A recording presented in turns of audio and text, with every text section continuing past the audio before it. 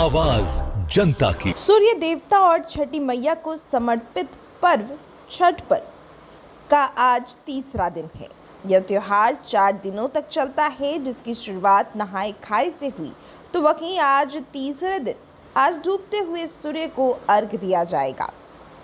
बता दें कि छठ पूजा के तीसरे दिन यानी कि कार्तिक माह के शुक्ल पक्ष की षष्ठी तिथि को डूबते हुए सूर्य को अर्घ देने की परंपरा जीवन की परम सत्य से जुड़ा है, जिसे कलयुग में हर किसी को जानना बेहद जरूरी है। इससे पहले यह जान लीजिए कि उगते हुए सूर्य को अर्घ क्यों देते हैं। दरअसल सूर्य देव को जीवन दाता माना जाता है। धरती पर सूर्य और नदियों के बिना जीवन संभव नहीं है। यही कारण है कि किसी नदी या घाट पर खड़े होकर ही सूर्य को अर्घ दिया जाता है। नदी या घाट पर जाने की व्यवस्था ना होने पर किसी संग्रह किए हुए जल में भी खड़े होकर सूर्य को अर्घ दिया जाता है। इसका अर्थ यह है कि जल का स्पर्श जरूरी है। ज्योतिष शास्त्र के अनुसार सूर्य ग्रहों का राजा होता है। सूर्य को भाग्य, सफलता और निरोगी काया से जोड़कर देखा जाता है। इसलिए जिस तरह सूर्योदय होने से प्रकाश होता है, उसी तरह जीवन के प्रकाशमय होने की कामना की जाती है।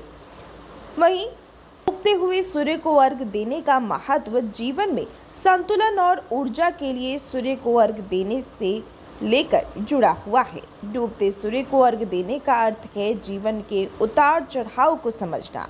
जैसे सूर्य हर दिन डूबता है और फिर उगता है, वैसे ही जीवन में भी सुख दुख आते रहते हैं। इसके साथ ही अगर इसे जीवन के अन्य पहलुओं से जोड़कर देखें तो सूर्य को अर्घ देना इस बात का प्रतीक है कि हर अंत एक नई शुरुआत लेकर आता है। डूबते हुए सूर्य को जीवन काल की जमा पूंजी यानी अनुभव से जोड़कर देखा जाता है। इसका अर्थ यह है कि वरिष्ठजन जो प्रकृति चक्र से गुजरते हैं, जीवन के हर चरण को देख चुके हैं, वे धीरे धीरे अंतिम पड़ाव की ओर बढ़ रहे हैं। लेकिन यह उनका अंत नहीं, बल्कि एक नए जीवन, एक नए सवेरे का आरंभ है। संघर्षों से गुजरते हुए जीवन जीते चले जाना भी एक उपलब्धि है, जिसकी ढलता सूर्य यानी हमारे वरिष्ठगण भी नमन करते हैं।